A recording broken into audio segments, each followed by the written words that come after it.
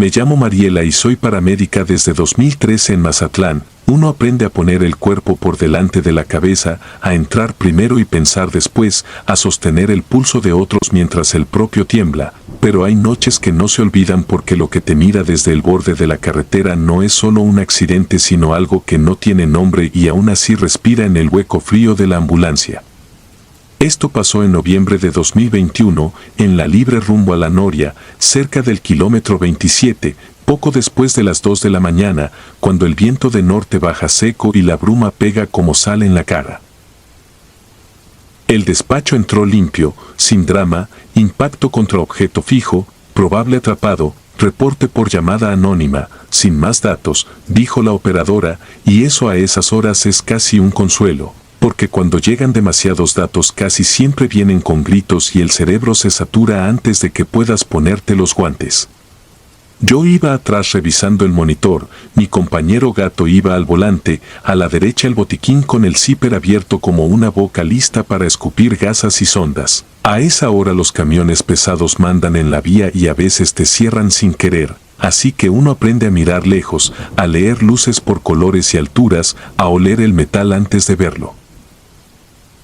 Llegamos y el árbol estaba ahí, negro contra el cielo sin luna, con el cofre de un sedán clavado hasta hundir la fascia, la bolsa de aire colgando como un párpado roto, el humo de radiador mezclado con ese olor que no se confunde, aceite, plástico quemado y sangre tibia.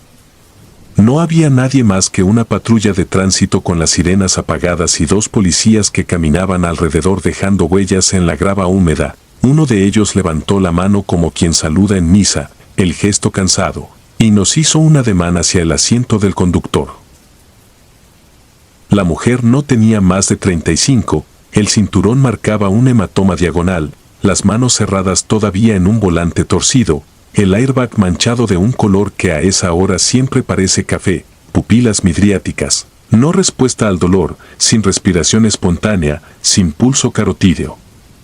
La saqué del cinturón para acceder al tórax, palpé, escuché, intenté un ciclo mecánico mientras Gato revisaba la columna, pero uno aprende a sentir cuando el cuerpo ya no está y solo queda la forma. Marqué hora, anoté posible tiempo de inactividad y sentí como esa parte de la cabeza que hace listas empezaba a moverse sola, asegurar escena, buscar ocupante secundario, aislar evidencia, pedir semefo, coordinar con tránsito, reubicar unidad para no bloquear, revisar perímetro. La puerta del copiloto estaba abierta y en el asiento trasero, bien anclada, había una silla infantil vacía, la funda adornada con estrellas grises, limpia, sin sangre, con las cintas extendidas y el broche central cerrado como si abrazara el aire. Sentí el impulso automático de meter la mano y palpar por debajo, a veces los niños se escurren, se atoran, no había nada, solo migas y un juguete suave aplastado contra la base. La luz de mi linterna recogió algo en el parabrisas del lado derecho, no eran grietas nuevas sino marcas diminutas, como de dedos pequeños arrastrados en polvo viejo. Pensé en lo evidente y lo negué con la misma rapidez, porque la cabeza a veces se protege sola. Gato me llamó desde la cuneta, había huellas en la tierra húmeda, no de bota ni de tenis grande sino de pie descalzo, chico, como de alguien que hubiera salido del auto y bajado sin prisa ni carrera, pisando con el talón y marcando dedos, un camino que se perdía en el pasto bajo. Alumbramos, bajamos con cuidado, el ruido de los grillos parecía más alto en el oídos por la adrenalina, y la lámpara agarró una tela azul engancha en una rama. A los 10 metros encontramos a un niño echado de lado, temblor fino, una herida en la frente que sangraba con paciencia, ojos abiertos sin foco. Tenía unos 9 o 10 años, piel fría, respiración rápida y superficial, pulso filiforme. Collar, control de hemorragia, manta térmica, cánulas y tolera, carga en tabla. El cuerpo obedece cuando las manos recuerdan en qué orden ir.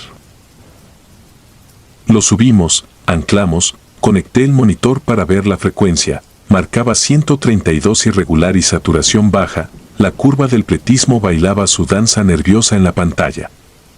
Hablé por radio para avisar traslado inmediato, el ruido respondió con estática y un silbido como de aire cruzando por una tubería. Cambié a canal alterno, entró la voz del C5 con cortes, copiado a medias. y el pitido del monitor se volvió el único ritmo en la caja de la ambulancia. Gato cerró puertas, metió primera y la unidad se volvió ese cubo que para mí siempre se siente como un barco sin agua.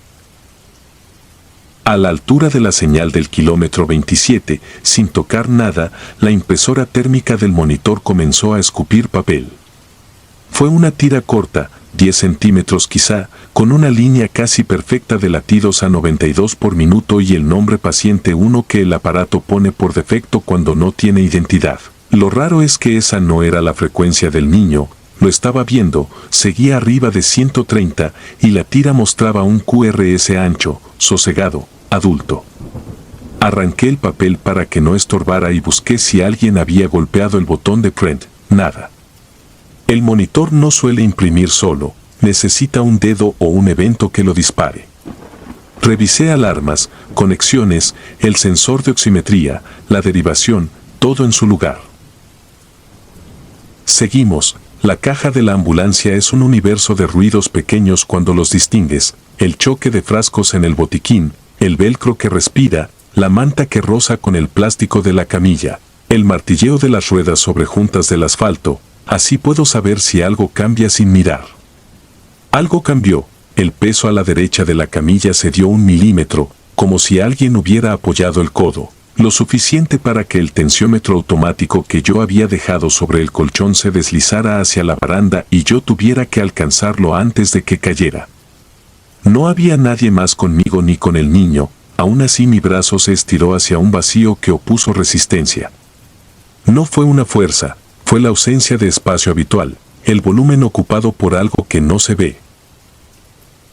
La tirita de papel volvió a salir, esta vez más larga, con la fecha y hora correcta, con la misma frecuencia de 92, con un artefacto en una de las curvas que en urgencias conocemos como corchete y que suele aparecer cuando el paciente tose o se mueve. Mi niño no tosía ni se movía, medio estaba inconsciente, esa firma era de otra cosa. En la esquina inferior derecha, la impresora imprimió un número de serie de la lectura que, al final del traslado, quedaría guardado en la memoria interna del equipo. Respiré hondo, anoté en la hoja de registro que el monitor había impreso de forma espontánea, llamé a Gato por el intercom y le pedí que avisara a urgencias pediátricas para recepción directa. No hablé de la fuerza que no vi, escribirlo después me llevó días. Entregamos al niño, saturación baja, presión sostenida con líquidos tibios, Glasgow impasible, pupilillas que se resistían a cerrarse aunque el cuerpo lo quería, esa terquedad de los niños que a veces les salva. En el pasillo, mientras firmaban recepción, un policía de tránsito me preguntó si habíamos escuchado el audio de la llamada, negué con la cabeza, él dijo que en el C5 guardan todo y algunos operadores, por morbo o costumbre, vuelven a ponerlo para entender por qué algo no les cuadró. No le hice caso, tenía que volver al punto, llenar campos, esperar al perito, ver salir la grúa con la certeza de que la imagen del árbol se iba a quedar pegada atrás de los ojos. Regresamos, Semefo ya estaba y el auto empezaba a separarse del árbol con esos chirridos de metal que siempre parecen quejarse. Uno de los policías estaba sentado en la orilla de la cuneta mirando hacia abajo, el foco de su lámpara apagado. Dijo que lo raro eran las huellas. Le dije que sí, que yo también las había visto. Él agregó algo que me atravesó la espalda como una corriente, había de 2 tamaños. Unas eran del niño que teníamos ya en urgencias y otras más pequeñas, se separaban en un punto y volvían a juntarse cerca del coche, como si 2 personas hubieran bajado y una de ellas se hubiera quedado esperándola a la otra a la mitad de la pendiente.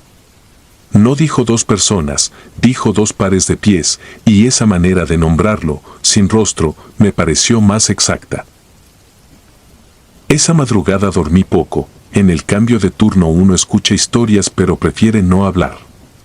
A media tarde siguiente, cuando fuimos a revisar el equipo y a imprimir reportes para el expediente, el técnico biomédico me dijo que el monitor había guardado 2 lecturas con una diferencia de 15 minutos, ambas etiquetadas como impresas por evento. Le expliqué que el evento había sido el mismo y que no lo había ordenado. Él negó con la cabeza y apuntó con el bolígrafo a una línea en el registro. La primera impresión estaba registrada a las 2:07, 5 minutos antes de que el despacho me marcara como en escena.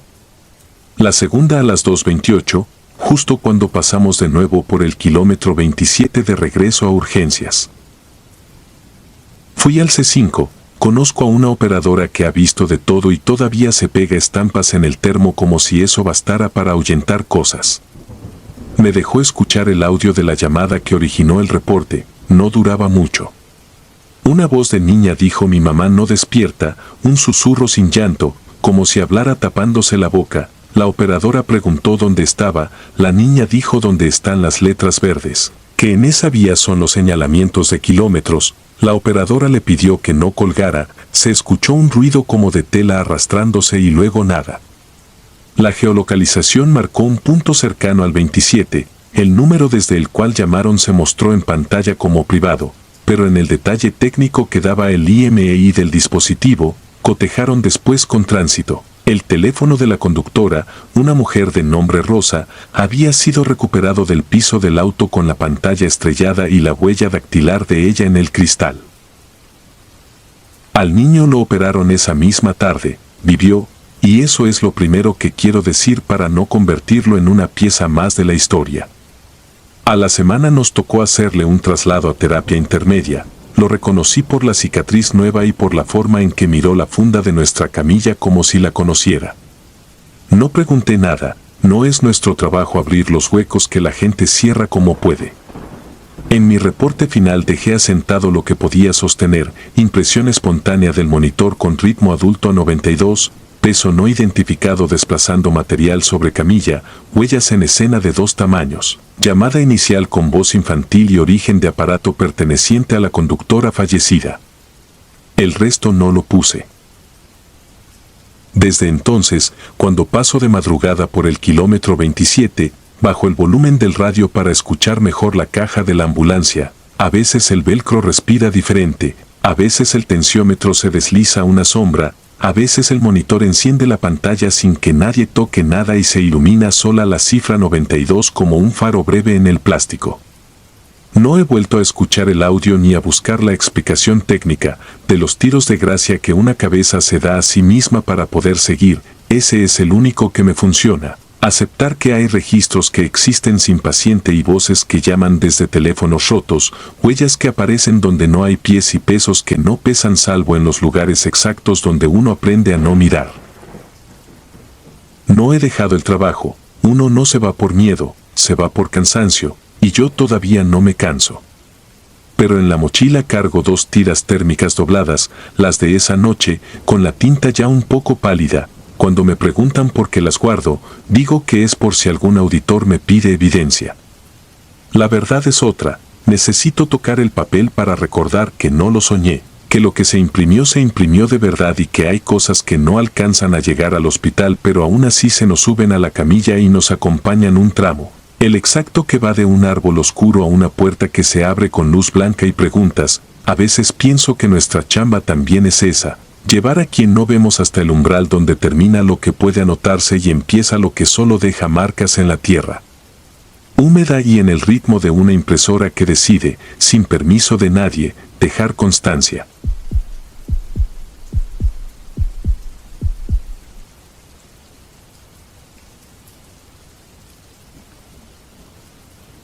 Me llamo Iván Salcido y trabajo de paramédico nocturno desde 2016. En la madrugada, el Hospital General de Ciudad Obregón tiene ese cansancio mineral que se pega a la piel, olor salado de sudor seco, cloro rancio y metal. Somos pocos para todo. Si llega un código, asistimos. Si falta un camillero, empujamos. Si un doctor necesita manos, somos esas manos. Era agosto de 2022, lluvias intermitentes, el asfalto reventando calor aunque el reloj ya estaba por dar las 3.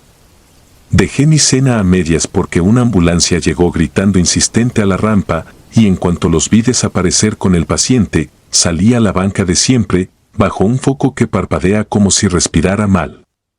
Abrí un electrolito, ese azúcar frío que engaña al cuerpo para aguantar otra ronda. No había viento. La noche era una manta húmeda. Fue entonces que se acercó un muchacho y me preguntó, con voz cansada, si podía sentarse. Asentí con la cabeza. No era raro ver gente afuera, familiares sin uñas de tanto morderse, choferes que esperan noticias, policías con café que ya parece tinta. Nos quedamos en silencio. Yo pasé la pantalla del teléfono por costumbre, sin leer en realidad. De reojo vi lo blanco de su mezclilla, manchada de algo oscuro, como grasa de taller. Las manos inmóviles sobre el regazo, dedos largos, uñas con tierra. Me dijo que tenía sed, que donde podía comprar uno de esos. Señalé la esquina. Hay un Oxxo que nunca cierra, justo detrás del módulo de vacunas. Murmuró un gracias y no se movió. Dijo que sentía las piernas pesadas, que en un momento iba.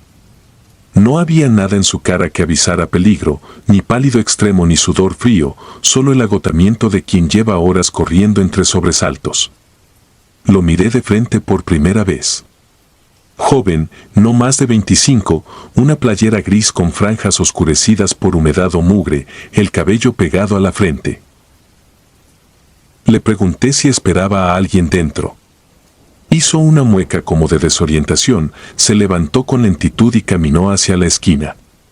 Dio la vuelta sin prisa y se perdió del foco parpadeante. Me quedé un minuto más, apuré el trago y regresé porque sonó el radio, necesitaban manos en urgencias. Adentro era otra música, tijeras que abren uniformes, monitores con su pitido seco, voces cortas y exactas. Me pidieron ayudar a preparar la salida de un cuerpo hacia la morgue. Lo hacemos con la misma calma técnica con que ponemos un suero, sábanas limpias, bolsa negra, etiquetas, firma. Mientras ajustábamos una correa de la camilla, uno de los médicos me comentó que el chavo de la colisión había llegado muy mal, que el torniquete no alcanzó, que el trauma de piernas fue brutal. Dijo llegó en las últimas. No insistí. Esas frases las sellamos en un cajón y seguimos. Entonces corrí la sábana hasta el pecho para pasar otra etiqueta y le vi la cara. Era él. El de la banca. El que me pidió agua. Una cosa es leer sobre el doble de un vivo.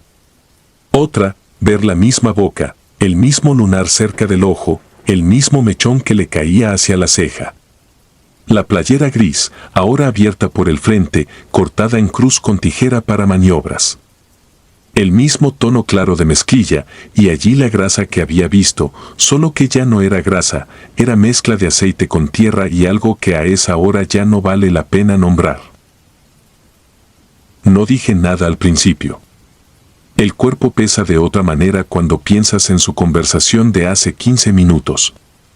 Terminé de fijar las correas, lo cubrimos hasta los hombros, y en cuanto hubo silencio le conté al médico, que lo vi afuera, que me habló, que incluso se disculpó por tardar en ir por la bebida. No me llamó mentiroso. Solo apretó los labios y señaló con el mentón las piernas del chavo, no se podía levantar, dijo bajo, como si darle volumen a la frase rompiera algo. A él le había tocado la evaluación primaria. Sabía que lo de pesadas no era subjetivo, con ese daño, ni dar un paso. Uno aprende a no temblar cuando toca bajar a la morgue. A sostener la camilla en los descansos que huelen a humedad y lejía, a entrar al cuarto frío donde el aire es un cuchillo delgado. Pero esa noche vibraban los dedos. No de miedo a la oscuridad ni a los muertos. Era una vibración que mezclaba enojo, incredulidad y una tristeza nueva, casi infantil, esa que da cuando comprendes que algo terminó justo cuando acababas de saludarlo. En el ascensor, la luz se fue por un segundo. Nada extraño, ese hospital parpadea. Cuando volvió, sentí que alguien me tocó el bolsillo del pantalón, un roce pequeño. Era la botella. La sostenía con fuerza, como si la estuviera cuidando de una caída. Me reí sin ruido delante del camillero. Bajamos. Entregamos el cuerpo a la técnica de morgue. Ella lo recibió con la calma profesional de siempre, firmó la bitácora y lo rodó con movimientos suaves hasta un anaquel. Antes de salir, puse la botella sobre una repisa metálica junto a los marcadores indelebles y las etiquetas. No sé por qué lo hice. Supongo que uno compensa la sed con gestos inútiles. La técnica me miró, arrugó la nariz como preguntando. Dije que la dejaría ahí, por si alguien la necesita. Ella se encogió de hombros. A estas alturas, cualquiera tiene rituales secretos. Al subir de nuevo, el guardia de seguridad me detuvo. Me preguntó si todo bien. Le dije que sí. Añadió, con ese tono de chisme obligatorio, que me había visto hablando solo en la banca. Nomás te vi moviendo la mano como enseñando algo y nomás estabas tú, dijo. Quise replicar, describir al muchacho, su ropa manchada, el gesto de quien busca orientación. No lo hice. Le dije que el foco de afuera ya no sirve bien. Hizo una mueca. De esas que significan nada. Esa madrugada siguieron llegando cosas, una señora con dolor en el pecho, un niño con fiebre de días, un borracho con una ceja abierta. A ratos volvía a la banca en pensamientos, como quien se toca la lengua donde ya no hay diente. Me obligué a seguir el ritmo. Se acabó el turno por fin, casi a las 7, cuando el sol trae esa luz sucia que no calienta. Antes de irme a casa pasé por la rampa y miré la banca. El asiento tenía un círculo húmedo, perfecto, del tamaño de una base de botella fría. No había llovido. Toqué con el dorso de la mano. Era agua. No me asombró, me enojó. Que uno esté aquí haciendo sumas con lo incomprensible y todo se reduzca a pruebas discretas que nadie va a creer. Secué el aro con mi manga, como si borrarlo fuera a darme paz. Dormí 2 horas. Soñé con ruedas de camilla atrancadas en una esquina. Soñé que quería empujar y me pesaban las piernas. Me levanté con la boca seca. La tarde siguiente, de camino al hospital, pasé por el bulevar donde habían chocado. Uno de los compañeros me señaló el sitio exacto, pintura fresca en el asfalto, huellas de frenado, un poste con marcas nuevas. Ya había una cruz improvisada con listones azules, una foto mal impresa metida en mica. Era él.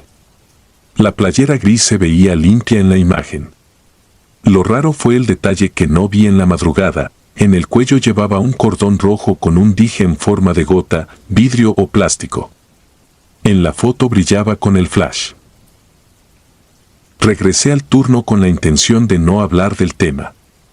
No me gustan los escenarios donde todo el mundo opina con superstición. Pero al entrar a la morgue para dejar una bolsa con pertenencias que nos habían pasado, vi la repisa metálica. La botella ya no estaba. El marcador y las etiquetas sí. Pregunté a la técnica sin querer preguntar, ¿tomaste el electrolito que dejé? Negó con la cabeza. Dijo que hacía calor, pero que no había visto ninguna botella. Busqué con la mirada los anaqueles, como si fuera lógico que la hidratación del mundo tiene lugar propio. Nada. Volví a urgencias. Me puse a contar vendas y revisé la ambulancia como quien necesita un trabajo físico para ordenar la cabeza. En el compartimento lateral, junto a la férula, había una salpicadura del mismo negro viscoso que había visto en la mezclilla del chavo. Aceite de motor mezclado con barro. Lo limpié mecánicamente. Una parte de mí, la parte más cobarde, fingió que era casualidad. Cuando la noche se asentó otra vez, salí un minuto a la banca. Ya no parpadeaba el foco, estaba muerto. Me senté igual. Cerré los ojos. No pedí nada. No dije nada. Escuché el zumbido eléctrico de la ciudad, los perros lejos, un carro sin silencioso y, en la lejanía, el timbre seco de una ambulancia que no era la nuestra. Abrí los ojos y, sobre el asiento, a mi lado, había un aro húmedo nuevo que avanzaba lento hacia la orilla del tablón, como el mapa de una mancha viva. Puse la mano para que no cayera. Se me humedecieron los dedos. Era agua fría.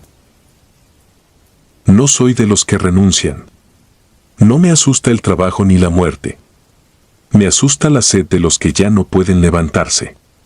Desde esa noche, cuando entregamos a alguien a la morgue, dejo una botella a la vista por si alguien la necesita. Nadie me ha dicho nada. A veces desaparece.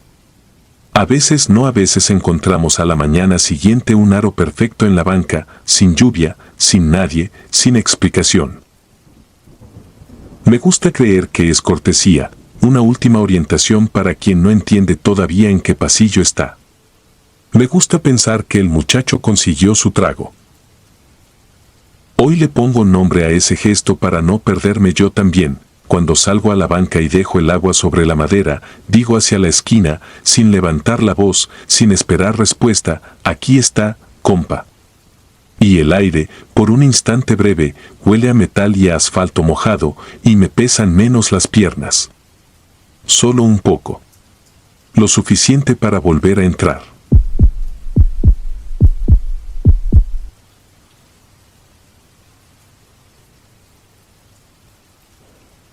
Soy paramédica desde 2014. Aprendí a separar la lástima del trabajo, a poner el cuerpo primero, la mente después. La madrugada del 3 de junio de 2018, en Torreón, descubrí que hay cosas que no caben en ningún protocolo. Esa noche mi unidad, la Alfa 27, estaba asignada a la zona centro.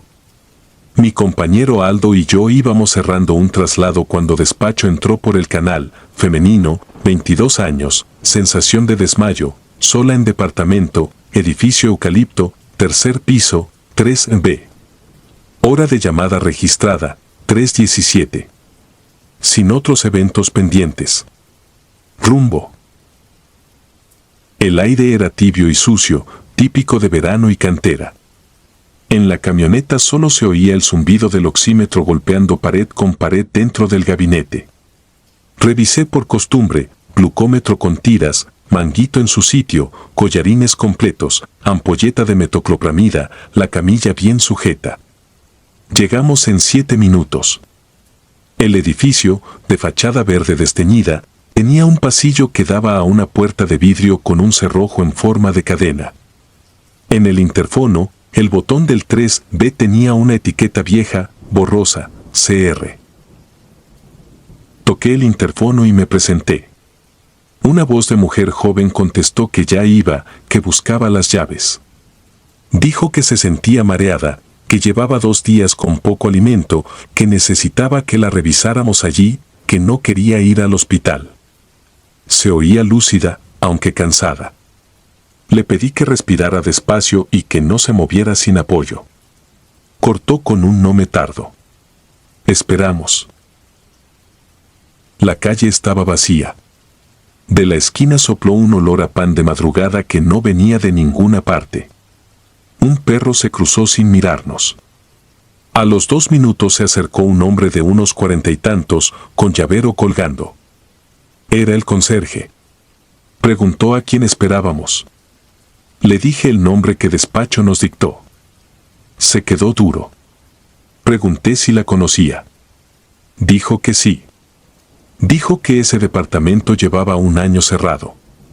Dijo que la muchacha que vivía ahí se llamaba igual y que había muerto adentro, por un calentador descompuesto. Fue preciso, sin ansias de contar más.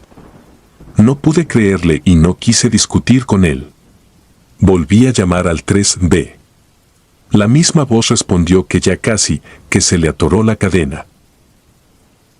La cadena de la puerta de vidrio sonó sin que nadie la tocara. Fue un sonido mecánico, simple.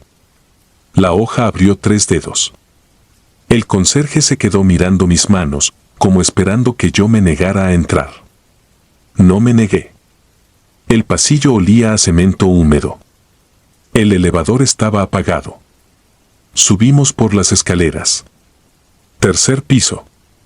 Puerta 3B con pintura levantada. Toqué con los nudillos y me identifiqué otra vez. Silencio. Aldo puso cara de qué vamos a hacer, sin decirlo. La voz del radio reventó en el pecho, Despacho informaba que la llamada seguía activa, que desde central podían oír respiraciones cortas y el golpeteo de llaves. Yo miré la mirilla. Oscura. Pedí autorización para forzar entrada.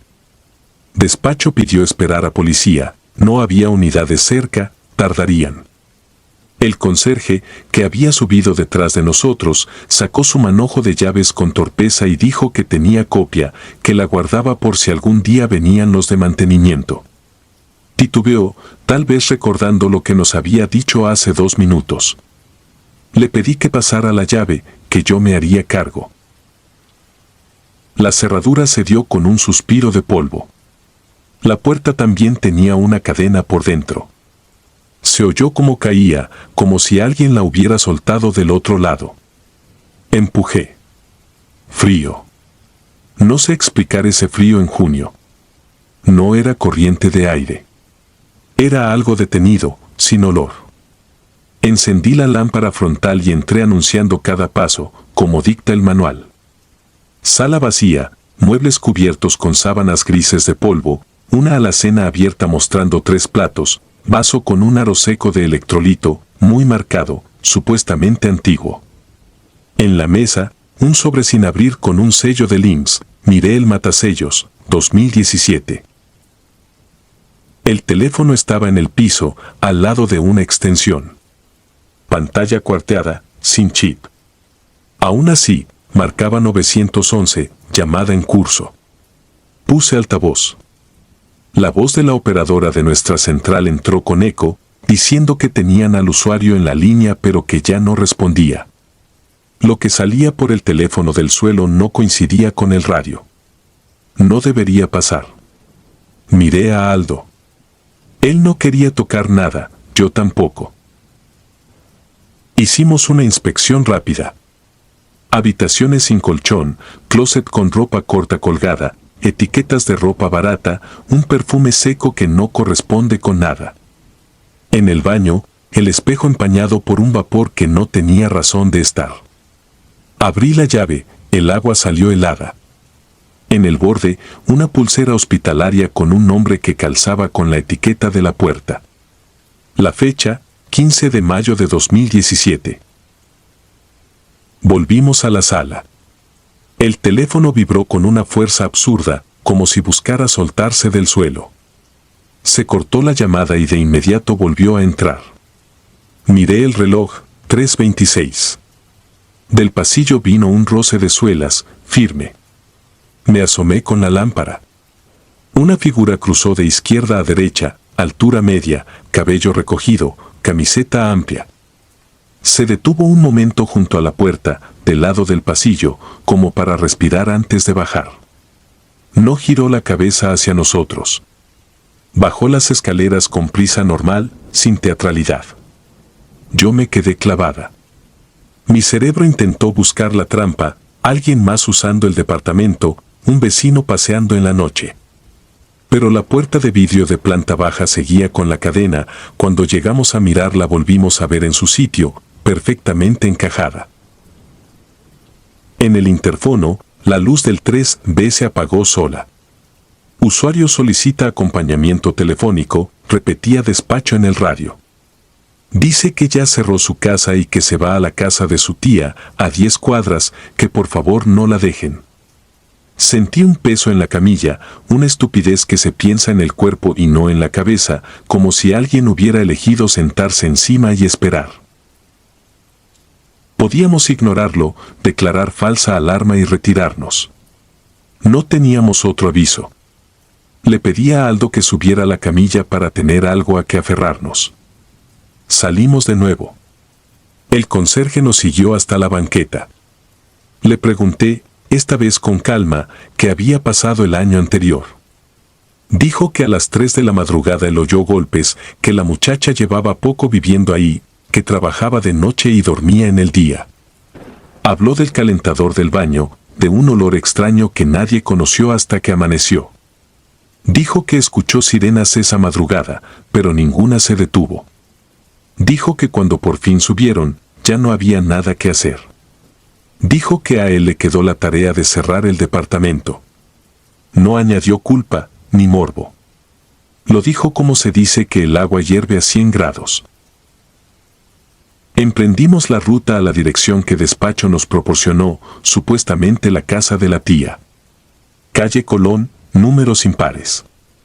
A las 3 cuadras, el monitor cardíaco que nunca dejamos encendido parpadeó solo, línea, derivación 2, interferencia. No había cables conectados. Pulsó a 44 por 2 segundos y luego regresó a la nada. Ese 44 se me metió como un golpe. Tenía la impresión, por pura superstición, de que nuestra ambulancia estaba midiendo algo que no estaba en nosotros. Frente a la casa indicada, una fachada con cortinas de flores, lámpara de porche con luz caliente. Toqué. Nadie respondió. Volvimos a tocar.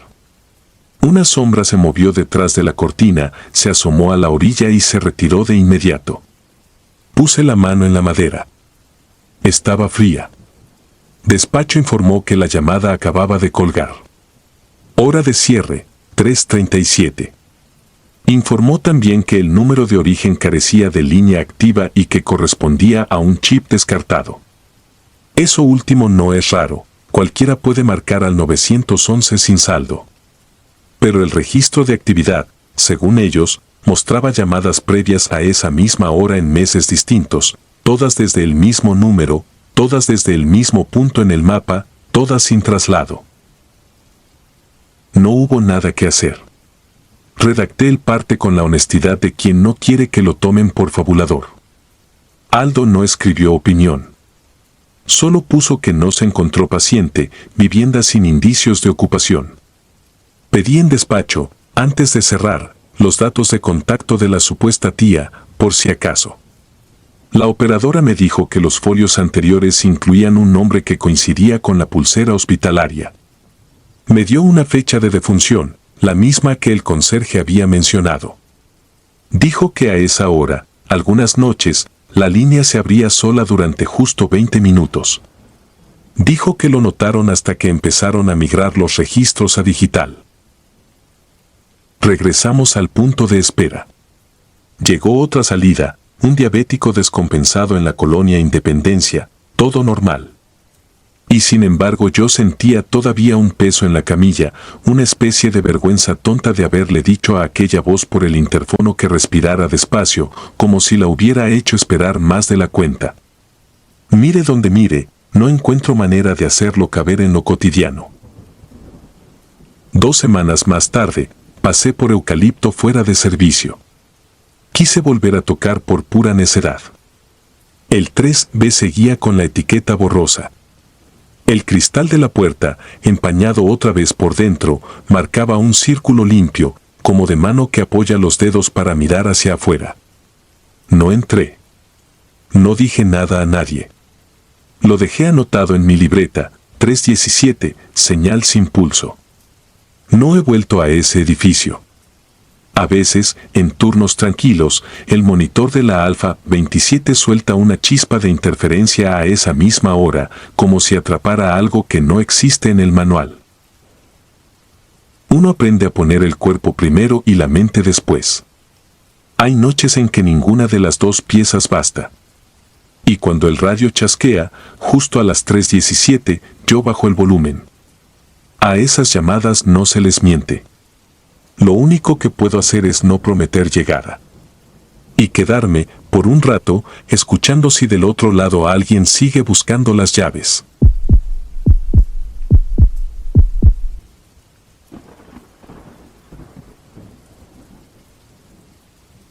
Llevo 11 años trabajando como paramédico y aprendí que cada servicio tiene un olor. La gasolina de la base. El cloro barato con el que lavamos la camilla. La sangre, que huele a monedas y a metal mojado. Pero hay un olor que no se va, un dulce rancio que se pega en la lengua y regresa por las noches aunque uno cierre la ventana y se duche con agua caliente.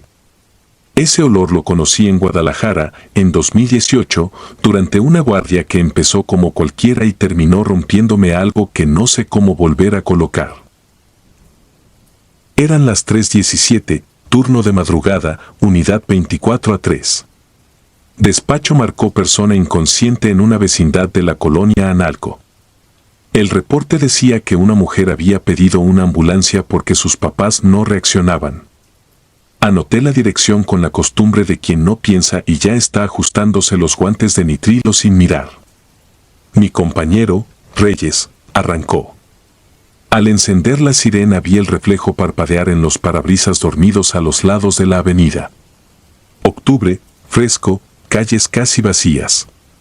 Yo repetí en voz baja el algoritmo de siempre, como si decirlo me protegiera: seguridad de la escena, estado de conciencia, vía aérea, respiración, circulación.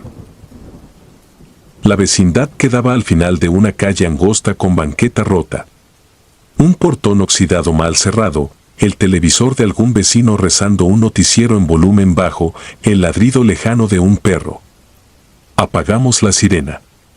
El olor nos golpeó antes de tocar. Dulce y pesado, como fruta olvidada en un auto caliente. Respiré por la boca y me acerqué a la puerta de lámina. Estaba abierta. Reyes anunció con voz firme que éramos paramédicos. Nadie respondió. Dentro, el primer cuarto estaba vacío, con ropa apilada, santos en repisas y un teléfono fijo colgado de la pared, sin cable. Una mujer apareció desde el patio, flaca, despeinada, con una bata vieja estampada con flores desteñidas y un control remoto en la mano. Tendría unos 30 y tantos, o tal vez 40 mal dormidos.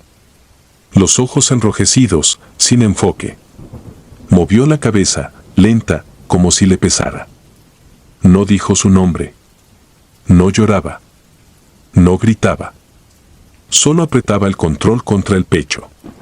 Con la otra mano apuntó a la escalera. No le pedí más. Abrí la mochila de primeros auxilios y empecé a subir, contando peldaños para no pensar. 1, 2, 3. Reyes iba detrás, cuidando que la camilla plegable no golpeara el barandal. Arriba, el olor se volvió una pared. Me puse mascarilla simple. La primera habitación tenía una televisión encendida, sin señal, la nieve dura, el zumbido. En la orilla de la cama, una taza con café seco unido a la porcelana y al lado un frasco de alcohol con algodón. Lo vi antes de mirar al sillón, un hombre mayor, sentado, ropa limpia, lentes al borde de la nariz, el periódico abierto en las rodillas detenido por una mano que ya no era mano, piel pegada al hueso, color de vela vieja. Los ojos secos, entornados, como si todavía leyera por costumbre. En la otra esquina, una mujer, también sentada, camisón planchado, peinado, la mirada hacia la pantalla, la boca entreabierta, un hilo de materia oscura marcando el camino hacia la alfombra. No hubo dudas que descartar. Rigidez vencida hacía días, manchas de hipóstasis marcando un mapa oscuro en las zonas de apoyo, piel levantada en pliegues finos y moscas aladas explotando en silencio cada vez que el ventilador oxidado les empujaba el aire. Detuve el impulso de retroceder. Me obligué a hacer lo que sé, acercarme, confirmar lo que ya sabíamos. Pupilas opacas, sin respuesta. Ausencia de pulso carotídeo en lo que alguna vez fue un cuello. Aquello ya no era materia de ambulancia. Era un doble hallazgo de persona sin vida. Avisé por radio, con la voz metida en una caverna, negativo traslado, solicitar elementos de seguridad pública y peritos. Reyes se cubrió la boca con el antebrazo, pálido. Le indiqué que abriera la ventana. Se trabó. Forzó un poco. El vidrio tembló pero no cedió. Yo miré alrededor, buscando pruebas de vida reciente, una mesa con 2 platos puestos, cubiertos acomodados sobre servilletas, vasos con agua en los que flotaba una nata verde, como una frontera. Sobre la cómoda, una fila de medicinas ordenadas por día en pastilleros de plástico. Un calendario en la pared con X rojas marcando fechas, y luego, al final, X dibujadas con tinta temblorosa y sin patrón, apretadas, como si alguien hubiera olvidado que se marcaba. Había signos de cuidado. La señora tenía las uñas cortas y limpias. La ropa estaba lavada y sin arrugas. En el piso, a un costado del sillón, una cubeta con agua turbia y un paño húmedo todavía frío al tacto. Alguien los había aseado recientemente. No pude evitar imaginar manos repitiendo una rutina que ya no tenía sentido. La televisión seguía con su nieve, pero el control remoto faltaba. Lo llevaba la mujer de la bata abajo. Recordé su gesto, esa forma de apretarlo como si fuera un rosario. Sentí una punzada de rabia contra nada en particular. Luego me sentí injusto por sentirla. Bajamos a buscarla. Estaba en la planta baja, parada junto a la puerta, sin atreverse a cruzarla, mirando al piso. En la mesa del primer cuarto había 2 platos de sopa ya cuajada y una tortilla reseca pegada a un comal apagado. Le dije que debíamos esperar a la policía. No me miró. Apenas movió los labios. Alcancé a escuchar un susurro, gastado, no quiero quedarme sola. Y ya. Nada más. No más palabras. Su silencio ocupaba la casa con más peso que cualquier grito. Los minutos se hicieron largos. Reyes salió un segundo al aire para no vomitar dentro. Yo me quedé inventariando, como me enseñaron, la posición de los cuerpos, el estado de las puertas y ventanas, útiles de limpieza, el teléfono sin cable, las fotos familiares enmarcadas. En una, el hombre y la mujer, más jóvenes, abrazando a una niña en un parque. La niña tenía un vestido con flores que reconocí, lavado a muerte, en la bata de la mujer de abajo. Sentí una cosa fría, no miedo de fantasmas, sino de explicaciones que uno no quiere decir en voz alta. A veces la realidad es tan precisa que da más miedo que cualquier cuento. Llegaron primero 2 policías municipales. Les abrí. Uno maldijo al hacer la primera inhalación. El otro me pidió que los guiara. Le señalé la escalera y me quedé con la mujer en la planta baja. Ella no intentó huir ni moverse.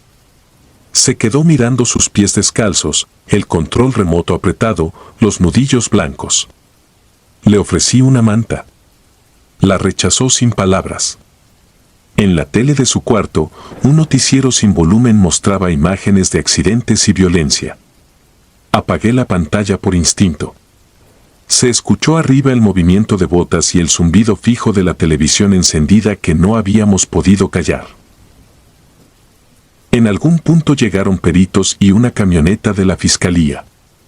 A la mujer la sentaron en una silla de plástico en el patio. Alguien le hizo preguntas con paciencia de enfermera. Ella asentía o negaba con la cabeza, nada más. No había agresividad, no había espectáculo. Había una casa vieja llena de cosas que olían a pasado y 2 cuerpos que alguien había querido mantener en una imitación de vida. Cuando sacaron los restos en camillas, la mujer cerró los ojos y apretó más el control. No lloró. El patio se quedó sin ese ruido sordo que solo hace una televisión viejita y de pronto todos los otros sonidos volvieron, el ladrido ya cercano, un camión en la avenida, un gato saltando una barda. Nos retiramos cuando nos autorizaron. Dejamos registrado lo que correspondía. En el reporte, en el recuadro de observaciones, puse las cosas que se escriben para otros ojos: ausencia de signos vitales, avanzado estado de descomposición, posible cuidadora con afectación psiquiátrica, escena asegurada por autoridad. Afuera, la madrugada seguía en su tono gris. De regreso a la base, Reyes encendió el ventilador de la cabina como si así pudiera barrer el olor. No hablábamos. A veces el silencio es la única forma de no violentar lo que se acaba de ver. Días después supe más por un policía que llegó a la base a firmar papeles. Me dijo que los padres llevaban semanas muertos, que la hija, única, había dejado de llevarlos al médico hacía meses.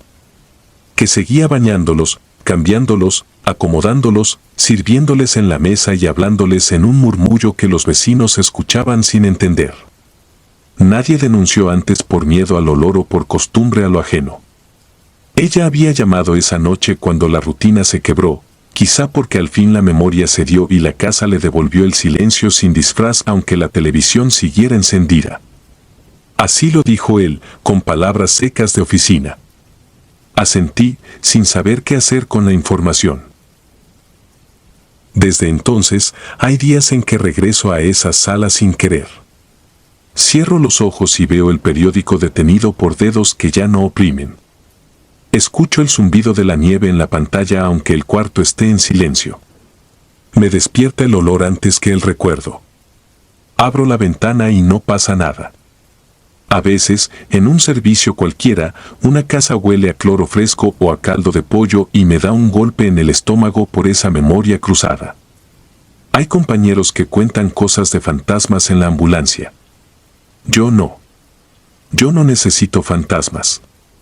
Me basta con ese momento en que reconocí que alguien, en su desvarío o en su amor enfermo, sostuvo por días una mentira con tal de no quedarse sola. Sigo trabajando.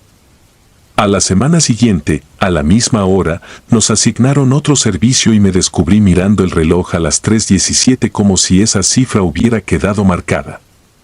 Salimos a atender a un borracho dormido en la banqueta. Hizo frío. El hombre olía a alcohol y a calle, pero olía a vida, con ese hedor sucio que promete broncas y risas al despertar. Lo subimos, lo aseguramos, lo entregamos estable. En la hoja de atención no escribí nada más que sus signos y el destino.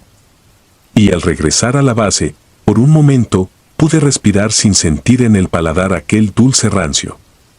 Pensé que tal vez iba a poder dormir. No fue así. Algunas noches aún me despierto con la certeza de que alguien, en algún lugar, sigue poniendo platos a la mesa y alisando un camisón frente a una televisión que no dice nada. Y en ese silencio entiendo que hay servicios que uno no termina nunca, porque lo que se quedó sentado no son ellos, sino lo que dejó en nosotros.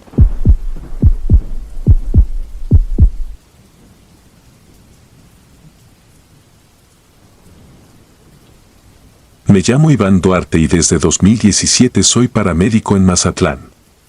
Uno aprende a moverse entre sirenas y sangre con una calma prestada. Aún así, hay noches que no se dejan archivar. Esta fue una de ellas, un sábado de octubre de 2022, con la carretera a Villa Unión vuelta vidrio bajo la lluvia.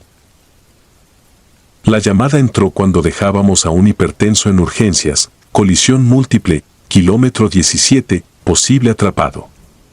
Salimos en código 3. Mi compañero, Fabián, peleaba con el limpiaparabrisas, en la radio hablaban protección civil y una patrulla. Yo repasaba lo de siempre, trill, collarín, tabla, hemorragias. El choque se veía desde lejos. Un sedán aplastado contra la caja de un tráiler, como si hubiera querido esconderse y se hubiera quedado sin tiempo. Vidrios, anticongelante, ese metal que la lluvia no diluye. Un hombre caminaba tambaleante. Dos muchachos gritaban un nombre. En el asiento del conductor, un joven con la pelvis atrapada.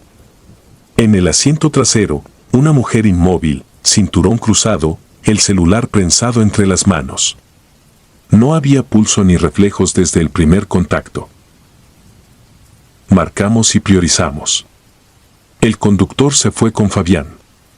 La otra unidad se llevó a los dos muchachos. Quedé con dos policías y un oficial de tránsito, esperando a Semefo. Movimos el cuerpo a la batea seca de una patrulla, lejos de faros y curiosos. Llenamos papeles. La bolsa con el celular quedó sobre una hielera naranja, a 2 metros de mis botas. Entonces escuché una vibración breve. Los policías también voltearon. La bolsa se movió apenas. El celular estaba apagado, yo lo había visto morir. Al minuto, otra vibración, más larga. No la abrí. No era mío ni debía romper la cadena de custodia. El oficial me miró sin decir nada. La lluvia aplastó el techo como si quisiera entrar. Llegó una camioneta y de ella bajó una muchacha empapada, sudadera azul, ojos fijos en la patrulla. No se presentó. Solo dijo, mi mamá. Sacó su teléfono y lo puso frente al oficial. De reojo vi un chat de WhatsApp con mamá. Un mensaje verde, enviado hacía 16 minutos. Hija, acabo de tener un accidente. No te preocupes. No te voy a dejar sola. Debajo, un pin marcaba el kilómetro 17 con un punto azul moviéndose a paso de persona. La mujer llevaba casi 2 horas sin vida. El oficial revisó su libreta, miró la patrulla, volvió al teléfono. Me pidió señalar la bolsa de evidencia. El celular seguía frío y negro. Nadie lo abrió. En ese momento, mi radio crepitó con el chisporroteo de cuando alguien aprieta el botón sin hablar. Se oyó una respiración baja, una bocanada sostenida. Después, una frase que me heló la espalda: no me dejen sola. Nadie apretaba su PTT. Las otras unidades ya iban al hospital. Miré al policía. Él había oído lo mismo. Nos quedamos quietos con el agua golpeando el toldo. Guardé la radio, como si esconderla pudiera callar algo. La muchacha revisó su pantalla. El punto se había movido unos metros. Me aferré a la explicación simple de un GPS terco. Semefo llegó al fin. 2 técnicos con impermeables oscuros. Firmamos. Entregamos. Vi levantar a la mujer y guardarla en la bolsa negra. El cierre sonó demasiado limpio. La bolsa con el celular pasó a manos del oficial. La muchacha no lloró. Se quedó mirando la puerta cerrarse y subió a su camioneta sin arrancar. El pin seguía titilando. Volvimos a base tarde. Me senté en la bodega, junto a collarines y férulas. Cerré los ojos. La radio volvió a hacer ese clic de interferencia. 3 pitidos cortos y un silencio. Apreté el botón y dije mi indicativo. Nada. Entonces escuché, tan cerca como dentro de la carcasa, el mismo hilo de voz: no me dejen sola. Me fui a casa por la Avenida del Mar. En el asiento del copiloto vibró mi teléfono personal. Un SMS decía: detección de accidente, este dispositivo comparte tu ubicación. No era mío. Venía de un número sin registrar bajo un nombre que yo no había guardado: mamá. Abrí por inercia. Un mapa mostraba un punto moviéndose a la altura del kilómetro 17 y, debajo, un audio. Lo toqué. Sonó la lluvia y, como si viniera desde el fondo de la ambulancia, mi voz dando indicativos, el ZZZ del radio, y, nítida, la frase: no me dejen sola. La grabación no era vieja. Reconocí el timbre eléctrico de nuestro monitor, el mismo que había sonado apenas 1 hora antes. No dormí. A las 8 volví a tránsito a entregar el informe. El oficial me preguntó si hubo algo raro. Le conté lo de la interferencia. Giró su monitor. Puso el video de la cámara de su patrulla cuando guardamos a la mujer. Sonido ambiental, lluvia, mi voz para el acta, el zumbido de mi radio. Y, después, un susurro que nadie grabó porque no había micrófono donde debía, la misma frase, como si el aire la hubiera dicho. Fui al baño y me lavé las manos largo. Pensé en la muchacha y en el celular bajo mi letra en la bolsa de evidencia, 1 hora escrita que decía que ya era tarde para hablar. Pensé en todas las veces que hemos dicho ya no se puede hacer más, como si fuera una llave que cierra la noche. Ese día entendí que la cerradura no somos nosotros. Salí con el uniforme seco. Subí a la ambulancia y encendí el radio. Antes de terminar la verificación, volvió la interferencia, suave, como manta. Esta vez no fue voz, fue un pulso, 3 golpes espaciados que reconozco sin querer, el rodar de una camilla sobre metal. Los he oído años sin darles significado. Ese día sonaron como respuesta. He probado teorías, mensajes retrasados por cobertura, alertas automáticas, errores de grabación. Sirven para no perder la cabeza cuando voy con las luces encendidas. Pero cuando pasa la hora y el olor de la ambulancia se queda en la ropa, vuelven vibraciones fantasma a mi bolsillo aunque el teléfono esté en la mesa. A veces, en un semáforo, escucho a alguien recuperar aire como quien llega a la superficie y el vidrio solo devuelve luces. No volví a ver a la muchacha. Supe por un enfermero que los otros involucrados viven. De la mujer no supe más. Hay noches en que la lluvia cae igual y la carretera brilla como espejo. Trato de no mirar los kilómetros. Me llamo Iván, soy paramédico y hay mensajes que no están hechos para ser leídos, pero llegan igual, puntuales, desde un lugar donde lo útil ya no importa. No sé si eso es terror o amor. Sé que, desde entonces, cuando me piden que no deje a alguien solo, obedezco. Si disfrutas de los relatos, te invitamos a apoyarnos con un like y un comentario, ya que eso nos ayuda muchísimo. Además, si aún no estás suscrito o suscrita, te animamos a formar parte de la comunidad del terror. Muchas gracias por escucharnos y por tu apoyo.